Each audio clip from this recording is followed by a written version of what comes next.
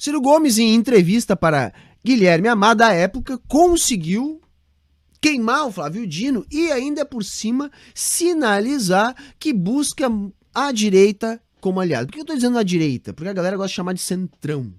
Vamos dar nome aos bois. Não existe centrão, é a direita. Tá?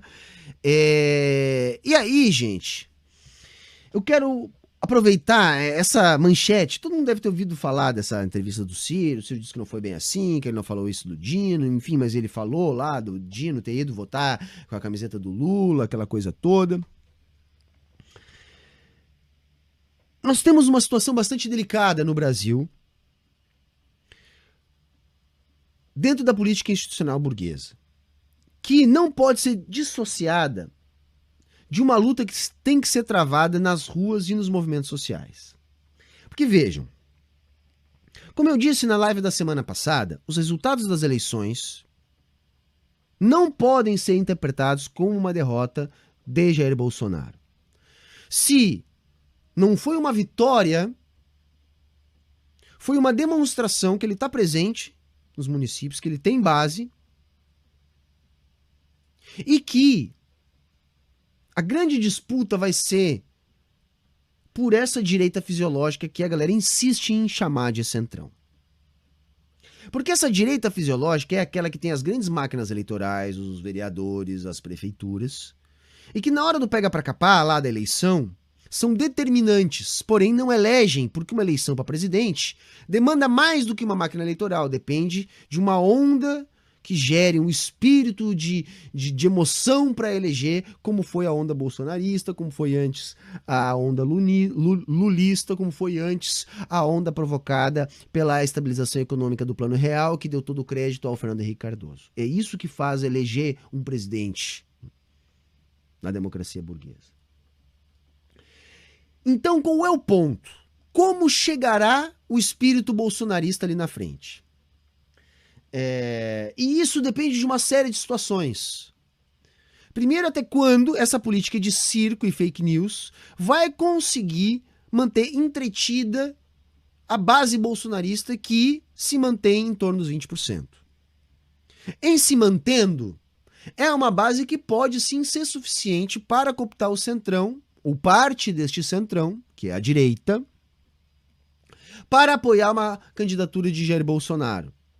Porque esse grupo fisiológico vai com aquele que eles acham que tem mais chance de vencer.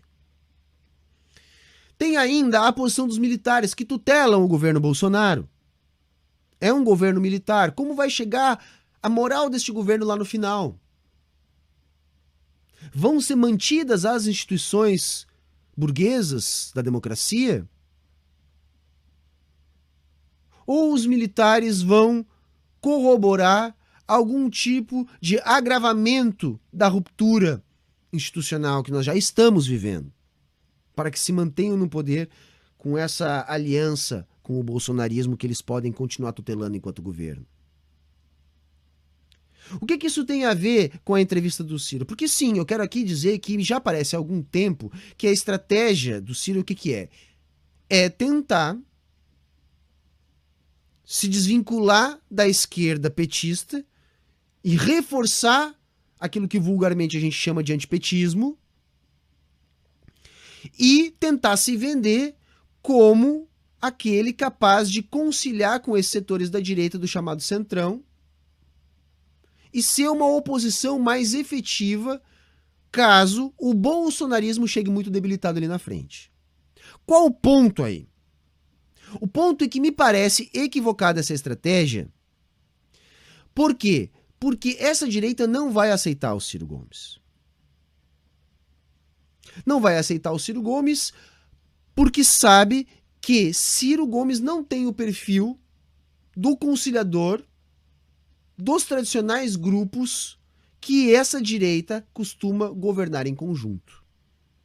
E aí vide, por exemplo, os grupos que governam São Paulo há muito tempo.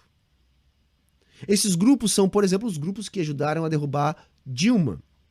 E que nem mesmo a intervenção de Lula, tentando, mais uma vez, reorganizar uma política de conciliação com esses grupos, fez com que eles não derrubassem Dilma. Não articulassem, não apoiassem a prisão de Lula. Ciro lá atrás tentou colher o espólio de Lula e fazer uma aliança com setores à esquerda, que acabou naufragando com a indicação do Haddad, que o deixou fora do segundo turno e gerou toda essa celeuma que empurrou o Ciro para a direita. E aí ele tenta, mais uma vez, buscar esse tipo de acordo que não parece ter chance de vingar. Você pode dizer, mas o PDT, em números, foi muito forte nas eleições municipais. Sim, tem máquina. Mas, nas pequenas cidades, o que menos o PDT tem é qualquer tipo de inclinação à esquerda. É totalmente parecido com o PP, ou com o MDB, ou com o PSD. E, portanto, numa eleição presidencial, sequer faz campanha para Ciro Gomes. E eu vivenciei isso numa cidade pequena, onde a maior parte do PDT, na época, não fez campanha para Ciro Gomes. Ou fez de modo envergonhado, ou diz que fez, mas no final, na urna, votou em Bolsonaro. E aí eu quero juntar essa parte com uma entrevista interessante que rolou essa semana, que foi a entrevista do Genuíno, que fez uma leitura autocrítica da atuação do PT e que vai muito naquilo que eu também penso a respeito do PT e do que o Lula deveria fazer, porém eu não acredito que possa acontecer. Seria o ideal, porém eu não acredito. O que o Genuíno disse?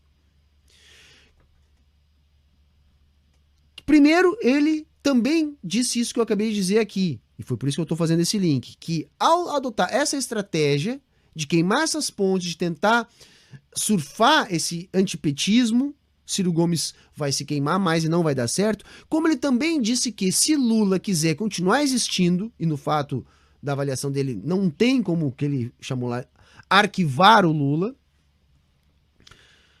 Lula precisa ir se radicalizando, ou seja, voltar àquela questão de não conciliar. E eu acho que faz total sentido a fala do Genuíno naquele ponto. Porque não há espaço para esse tipo de conciliação. Porque esse caminho da conciliação é um caminho que o Ciro está tentando. E por que ele está tentando junto ao lado da direita? Porque não tem mais espaço para esse tipo de conciliação à esquerda. A conjuntura que permita qualquer tipo de conciliação à esquerda só é permitida quando a conjuntura internacional é de um momento de crescimento do capitalismo, onde a superexploração da força de trabalho na periferia do sistema, países como o Brasil, pode ser atenuada e todo mundo pode ganhar um pouquinho mais, que foi o período que o Lula surfou, que se esgotou. Então agora não há mais margem nessa leitura do Genuíno, e que eu concordo, para esse tipo de conciliação. Então a esquerda tem que fazer o quê? Tem que marcar posição, se radicalizar no sentido assim, a institucionalidade já se dobrou, já prendeu o Lula sem provas, já derrubou a Dilma sem crime, já fez tudo o que era necessário para subverter a normalidade institucional liberal burguesa, justamente porque não há mais qualquer tipo de margem de conciliação. Então agora a esquerda, para se reinventar e para se fortalecer e voltar a ter um espaço, ela tem que voltar ao que se fez lá atrás, começar marcando posição e tangenciar a institucionalidade e fazer, por exemplo, de Lula o líder político popular de massas que ele sempre teve a vocação de ser. Como eu disse, não acredito que isso vá acontecer, tá? Estou apenas concordando aqui com a leitura de que não há margem para outra coisa, porque vejam, não há por que Lula não ter de volta seus direitos políticos, uma vez que Sérgio Moro está cada vez mais enrolado dentro das suas próprias besteiras. No entanto, a institucionalidade faz que nada fosse nada. Inclusive, hoje estava lá votando, no STF, né? Estava lá votando algo que deveria ser pacificado. O presidente da Câmara do Senado não pode ser reconduzido mais de uma vez. Quer dizer, então, tá tudo muito complicado se a gente parar para olhar para a institucionalidade.